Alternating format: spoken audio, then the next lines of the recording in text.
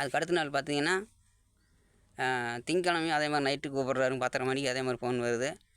உடனே நான் எடுத்து பேசல. அவர் தான் பேசுகிறாரு. என்னங்க இந்நேரத்தில் டெய்லி நேரம் 10:30க்கு ஃபோன் பண்ணுறீங்களா? எதுக்கு இந்த நேரத்தில் நைட்டில் ஃபோன் பண்ணுறீங்க அப்படின்னு நான் கேட்குறேன். அதுக்கு அவர் சொல்கிறாரு, இல்லைங்க அன்றைக்கி நான் வந்து ஒரு வேலை விஷயமா உங்கள் ஊர் வழியாக தான் வந்துட்டுருக்கிறேன் பஸ்ஸில். உங்கள் வீடு எங்கே இருக்குன்னு சொன்னீங்கன்னா நான் பார்த்துட்டு போயிடுவேன் அப்படின்னு சொல்லி சொல்கிறாரு. அதுக்கு நான் சொன்னேன், எங்கள் வீட்டுக்கெல்லாம் நீங்கள் வர முடியாது, எங்கள் வீடு காட்டுக்குள்ள இருக்குது அப்படின்னு சொல்லிடுறேன். அதுக்கு அடுத்த நாள் செவ்வாய்க்கிழமை சாயங்காலம் வீட்டில் ஒய்ஃபு டீ போட்டுருக்குறாங்க. நான் பக்கத்தில் உட்காந்துட்டுருக்கிறேன். அப்போ தான் நான் என் ஒய்ஃப்கிட்ட சொன்னேன், இந்த மாதிரி நீ ஒரு ஃபோன் சொன்னேன்ல, ராங் நம்பர்னு சொல்லி ஒரு நம்பர் சொன்னேன்ல, அந்த நம்பர்லேருந்து டெய்லி எனக்கு ஃபோன் வந்துட்டுருக்கு. அவர் டெய்லி கூப்பிட்டு பேசிட்டு இருக்காரு நைட்டு. நேற்று கூட நம்ம வீட்டு அட்ரஸ் கேட்டார்.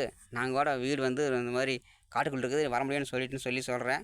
அப்போ பக்கத்தில் இருந்து அம்மா இருந்து சத்தம் போடுறாங்க, யாரா நைட்டில் ஃபோன் பண்ணி வீட்டு அட்ரஸ் கேட்குறவ அப்படின்னு சத்தம் போட்டோன்னா உடனே ஒய்ஃப் சொல்கிறாங்க, இனிமேல் அவங்க வீட்டு அட்ரஸ் கேட்டாங்கன்னா போலீஸ் ஸ்டேஷன் நம்பர் கொடுங்க அப்படின்னு சொல்கிறாங்க. இருங்க அடுத்து சொல்கிறேன்.